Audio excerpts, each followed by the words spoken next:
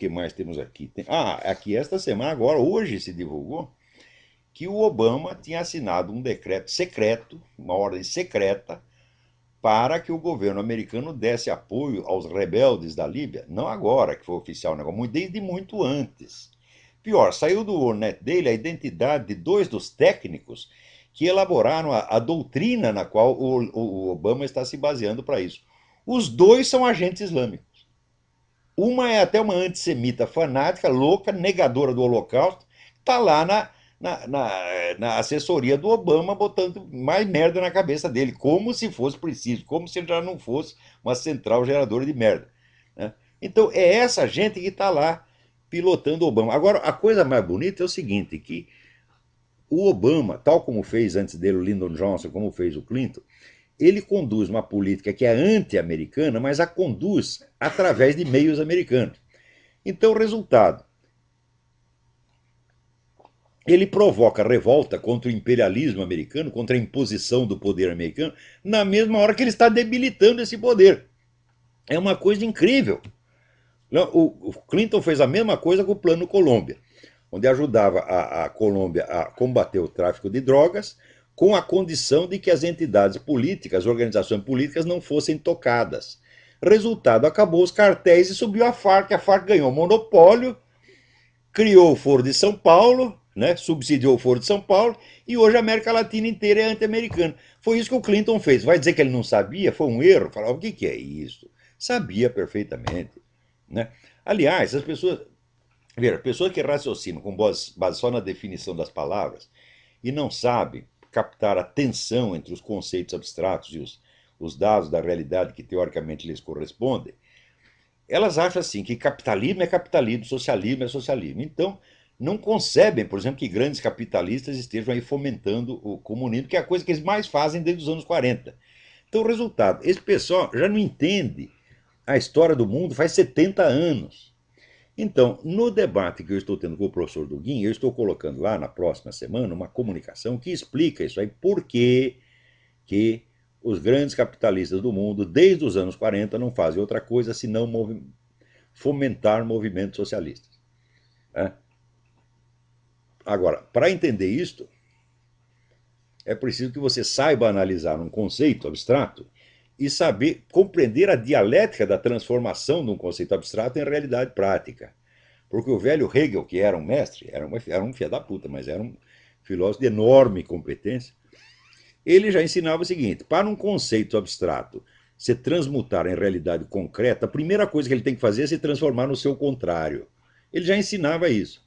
Guiados por esta observação de Hegel, você pode observar as transformações que o conceito de socialismo tem que passar para ele passar do papel para a realidade, para existir uma coisa chamada socialista. Eu vou até dar um resuminho aqui.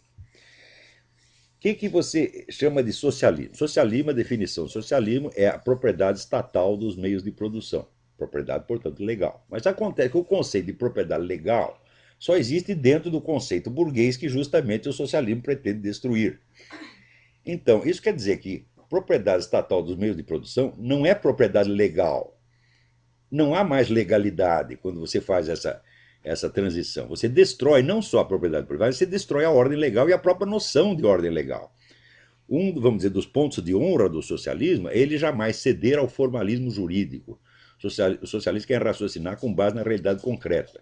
Então, eles entendem que a propriedade estatal dos meios de produção não é propriedade legal. Mesmo porque, tendo propriedade legal, você passa a ter a responsabilidade legal também. Por exemplo, um empresário que tem a propriedade legal de uma empresa, ele também tem a responsabilidade legal por ela. E se ele cometer alguma infração, ele pode ser processado. Ora, quem vai processar o Estado comunista e o Estado socialista? Ninguém. Então, o Estado socialista, por definição, ele se coloca acima da ordem legal. Então, o que ele busca não é a propriedade legal dos meios de produção, e sim o seu controle efetivo. É o poder sobre ela, não a propriedade legal. E, ora, a experiência socialista demonstrou, primeiro, que a estatização completa dos meios de produção é impossível. Porque, como demonstrou von Mises em 1922, né, se você elimina o mercado, você elimina os preços, as coisas não têm preço, então precisa o governo controlar os preços. Ora, que ser humano pode calcular os preços de todas as coisas que existem. Ninguém pode fazer, só Deus pode fazer isso. Até Santo Tomás de Aquino já dizia que o preço justo é o preço do mercado, porque é um cálculo que foi Deus que fez, ninguém mais pode fazer, né? Ninguém pode ter o controle disso. Então, não podendo haver o controle de preços, não pode haver economia planejada e, portanto, não pode haver socialismo. Socialismo jamais existirá, por definição. O que vai existir é um socialismo meia-bomba, na qual o governo controla uma parte e deixa lá uma parte de livre mercado clandestino, como aconteceu na Rússia, como aconteceu na China, etc. Isso sempre aconteceu. Então, o que existe, na verdade, não é o socialismo, e sim o Estado socialista. Existe o Estado socializante. Quer dizer, o Estado que vai avançando cada vez mais no controle da economia, sem nunca chegar ao controle total, que seria a estatização, porque é autocontraditório. Então, esqueçam o socialismo. Não existe Estado socialista, existe Estado socializante. Estado socializante é que ele vai controlando cada vez mais os meios de produção. Ora, quanto mais controle você faz, você põe controle fiscal, controle trabalhista, controle policial, controle técnico, resultado, as pequenas firmas não aguentam. Então elas vão à falência ou são vendidas para as grandes empresas. Então, quem é que ganha com o Estado socializante? Os grandes capitalistas. E é por isso mesmo que eles fomentam o socialismo há 70 anos, pelo menos, porque eles sabem que não existe risco da estatização total. Não existe hoje, não existirá jamais. O que existe, os próprios socialistas não a querem, porque se fizer estatização total, acaba a economia. Então, como aconteceu na China, com o negócio da... Leiam um livro, Frank D. Cutter, D-I-K-O com trema T-T-E-R, Mao's Great Famine. É a grande fome do Mao. Né? E mostra que quando o Mao estatizou a agricultura na China, morreram só nisso aí, em 6 anos, gente, 45 milhões de pessoas morreram de fome. Então, já foi a prova prática de que a estatização completa é impossível. Tá certo? Se analisasse o próprio conceito, veria que ele é autocontraditório. E, tal como já ensinava o velho Hegel, quando você tenta realizar um conceito contraditório, o que acontece? Você gera contradições reais, não são mais apenas contradições lógicas, são contradições materiais, insolúveis.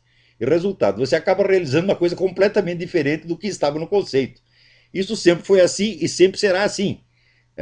Se você disser aqui, olha, eu vou criar um gênero de galinha que dá leite. Bom, o conceito é autocontradditório, você vai acabar fazendo uma outra porra qualquer, não a galinha que dá leite. Então, o resultado será sempre necessariamente diferente do conceito inicial, porque o conceito inicial é impossível. Quem analisasse o conceito de socialismo, direito, já perceberia isto, com antecedência, como o von Mises percebeu em parte. Mas tem gente até hoje que acha que existe o Estado socialista, existe o Estado capitalista. Então, quando a gente diz para ele, olha, os grandes capitalistas como Rockefeller e Rothschild, etc., só têm fomentado o socialismo há 70 ou 100 anos. Eles dizem, não é possível, eles não iam fazer uma coisa dessa, porque é contra o interesse deles. São pessoas que, evidentemente, não sabem analisar um conceito, muito menos sabem perceber a relação entre conceito e história. Então, raciocina com base no significado dicionarizado das palavras e tira conclusões que pensa que se aplica à prática. E é com esta merda